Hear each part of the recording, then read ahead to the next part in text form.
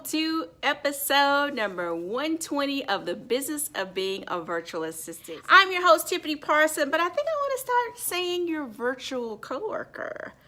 Because lately I've been showing you a lot of the behind the scenes, and if you were at my desk sitting right here, you would see all of my wonderful things that I'm sorting through, including my makeup bag. I had to make sure I had all that stuff lined up before I started the podcast.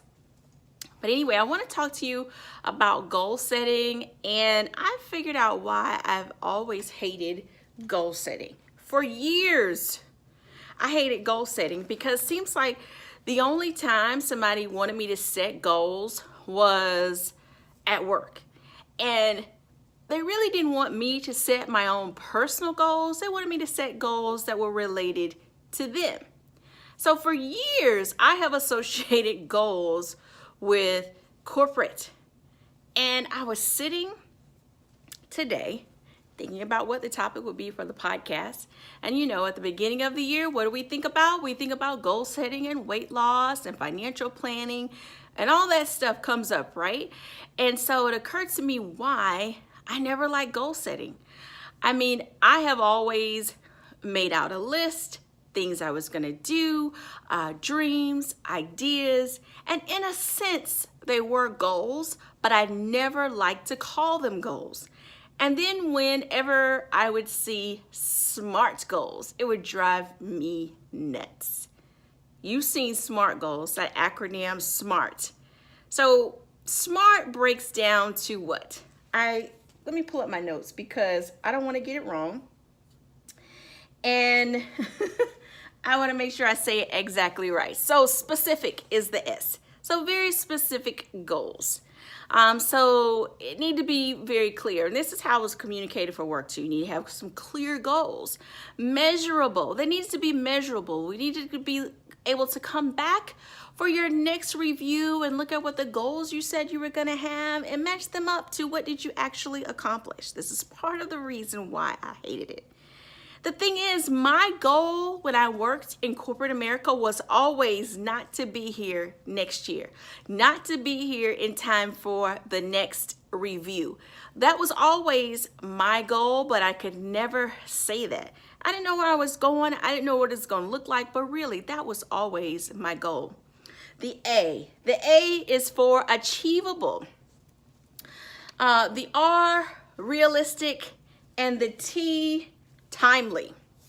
Okay, so here's the deal with the SMART goals, and this is something that you may be doing.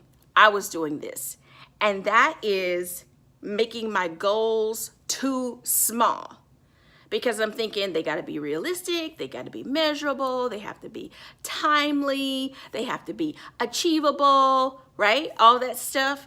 But then I would end up setting goals for things that were already like in motion, like goals that by the time I filled out the review sheet were already accomplished. But it would be something easy that I knew was, like I said, already in the works. As a result, when I left corporate,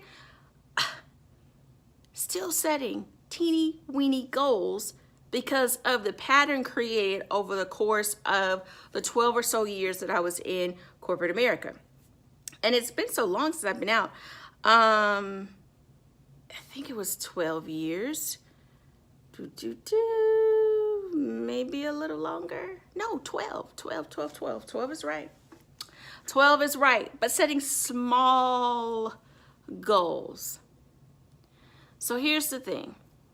If you feel like you're just spinning, going round and round and round, and I can't remember what that kid's toy is. I used to have sit and spin. I can't believe it came to my mind. Oh, God. Did you have a sit and spin? You sit on it and you turn the wheel and you spin and spin and spin and spin. And that may be how you're feeling if you've been setting small goals because you've been taught about the SMART goals, and as a result, you've been setting small goals. So you feel like you're just going round and round and round and round, and it makes you feel icky and yucky and dizzy to the point you don't even want to get on this whole goal setting ride anymore. Well, I want to challenge you to write down things that you want to accomplish. Don't think about how you're going to accomplish it, because more than likely we've been both in the same place and you're like, oh, I'm already halfway there, so I'll write that on my list. But write down something, what you really want to achieve. Different things. Don't think about the whole SMART goal thing. Make a list of things that you want to do. Just dream. Write it all down. It can be related to your business, your personal life, whatever, but just for you. It's not for anybody else. Have fun with that. Then you can go back and maybe put them in different categories, or maybe write a little chart, or whatever works best for you. I like to categorize things. That may not be your deal. Maybe you want to draw it or something else. But this is just to help us get out of that whole thing of setting goals so small that we've already achieved it before the ink dries on our paper. But things we really want to reach for, not because somebody told us we need to write goals, not because somebody's looking for us to set goals for something that they want to achieve, but what do you want? What do you want out of your life professionally, personally, relationship-wise, and on and on and on? What do you want? Start writing that down. Then you can go back and decide, okay, what was the first one? Specific. Is this specific enough? For example, if you put on the list that you want more clients in 2018, that's not specific enough. What is more? I mean, 1 is more, 5 is more, 10 is more. What is more for you? See, one person, they may just need one more client to put them at their full capacity.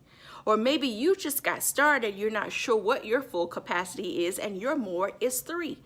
Or maybe somebody else's more is 20 because they're working on expanding and building a team. So be specific to you. So, but when you're writing that first list, just write it all. Don't worry about all the specifics. Then you can go back and say, okay, what does more clients look like? What does more money look like? Weight loss. I want to lose weight. Well, how much weight do you want to lose? Or what size dress do you want to get in? Or, what is the ultimate goal? What is it? That's where you go into the whole specific thing. And then, once you're specific, especially if there's a number involved, that number automatically makes it measurable.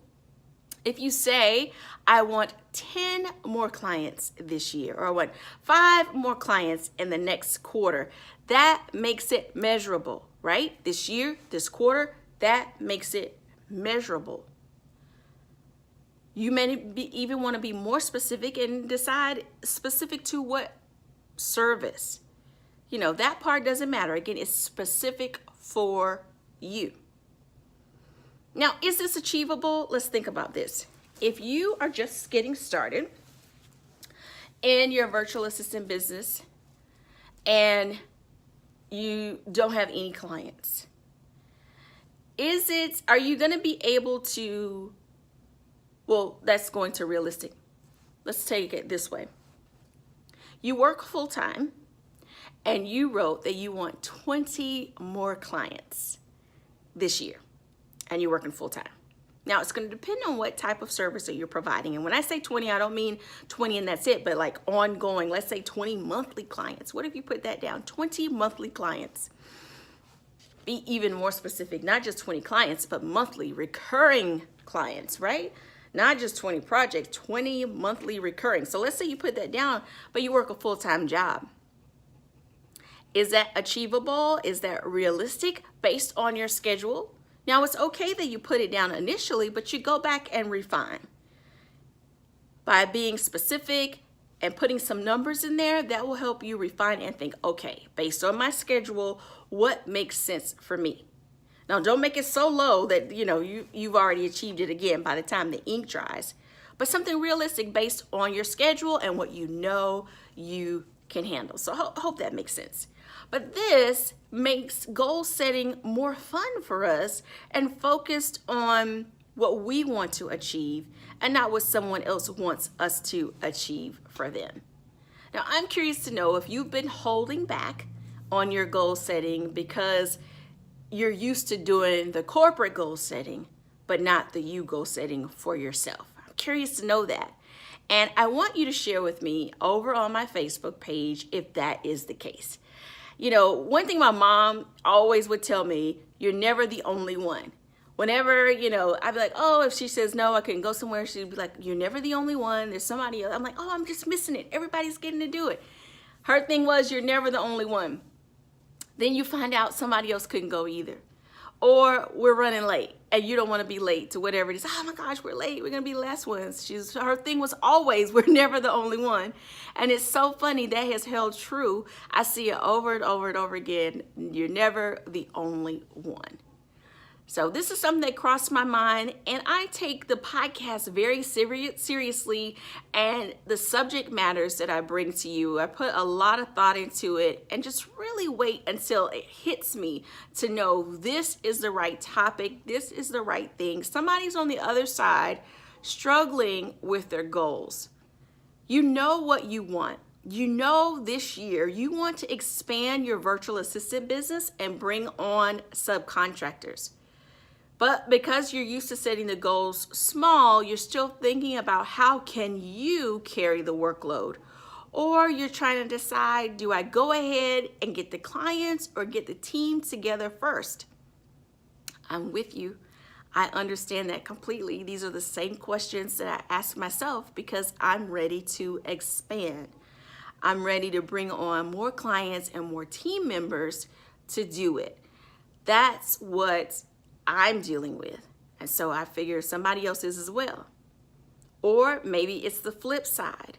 You're on the sidelines. You're watching. You've been watching the podcast. You've been binging on the podcast. I get your emails. You tell me you've listened to several episodes or watched several episodes. And I'm excited that you keep coming back, that you're spending your time listening to these podcasts and you're being encouraged to get started. Don't allow small goal setting to hold you back. If you are sitting there and you have the time and you know you could bring on 3 new clients, 5 new clients, whatever your number is, you know you have the capacity to do that. But you're afraid. You're afraid of what someone is going to say about you. You're afraid. Let me tell you what people said to me before I started. And you know, in your excitement, you tell people too much. I'd advise don't tell anybody what you're doing except for the people that matter most and those that really need to know. But I had someone ask me, well, how do you guarantee that you'll get paid? Or someone else said, really? Well, what makes you think you can make money full time on Elance? These are just someone else's opinion. It's their fears. They're putting off on you. But that's not you. Brush their fear, their small goals off of you and go big. Go big. What is it that you want? The day I turned in my resignation from my corporate job was one of the best days of my life. I was a contractor at the time, and so I had to give that company 30 days notice. Can you imagine sitting for 30 days? And I knew I was leaving. I don't know how soon they told the company I was, that I was assigned to. I'm not sure how soon they told them, but it was a hard 30 days because I was excited. I also had client work. My business had already started before I was leaving. It was on. I don't want you to let someone else tell you what you know is best for your life. It's time to start setting some big goals and to start putting those goals into plans and turning those plans into action. And I'm here to help you. Keep listening to the podcast. Thank you so much. Come on over to the Facebook page and share with me that you are going to start setting some bigger goals for yourself. Facebook.com/Tiffany Parson Biz. That's where you'll find me. I'll be there every single day. You post your question and I'll see it and I'll respond to you there. You have a wonderful and fabulous day.